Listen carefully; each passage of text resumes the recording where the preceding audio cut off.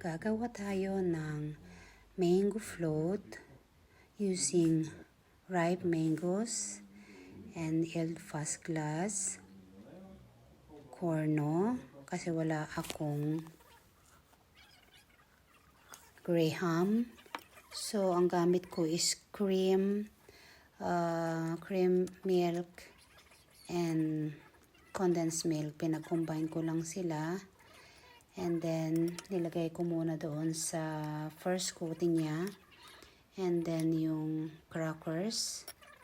And put cream again. Tapos, yung grated mango.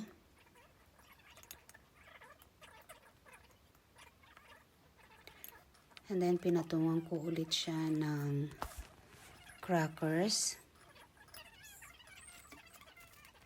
Ito kasi guys, favorite ng aking bunso. So, nag-request siya. Tamang-tama naman, meron pa ako natirang hinog na mangga. So, gumawa ulit ako.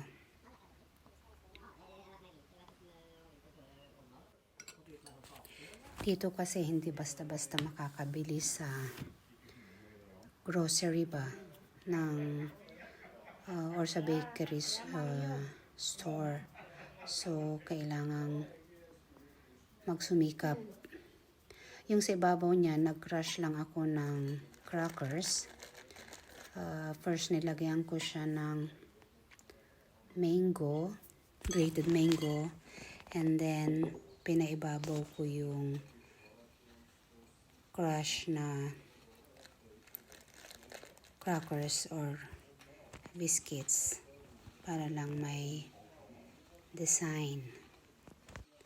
Dapat plain mango lang sa ibabaw, pero para dadagdag, so bigla ko naisipan na crush or magdurog ng crackers. Yan, so nilagyan ko na siya ng mango. Nilagay ko na lahat yung grated mango na natira. So after that, I put in the freezer mga 1 hour para mag-chill siya.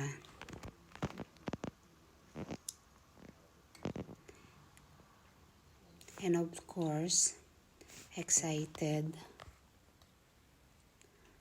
akong matikman kung anong lasa.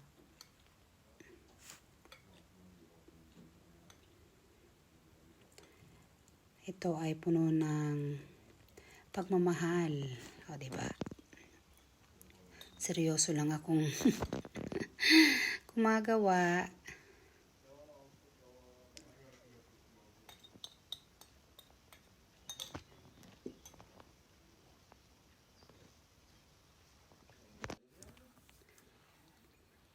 Fast forward ko na ito kasi medyo matagal yung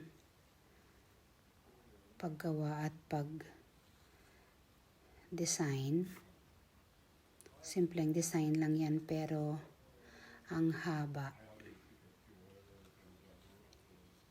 Masusuya kayo yan sa panonood.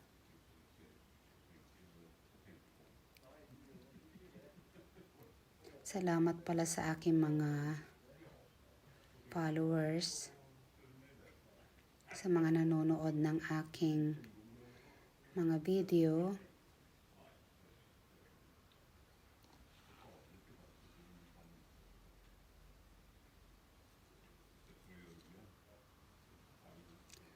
Ayan, malapit na matapos.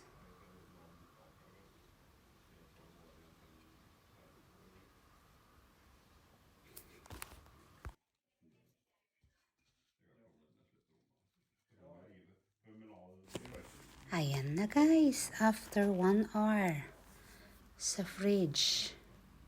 So, matitikman na.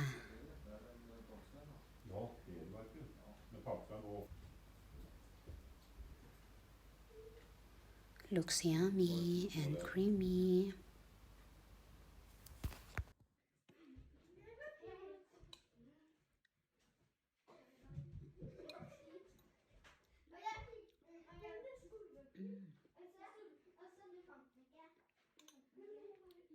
Sarap. Super yummy. Mango float. Thank you for watching. Bye.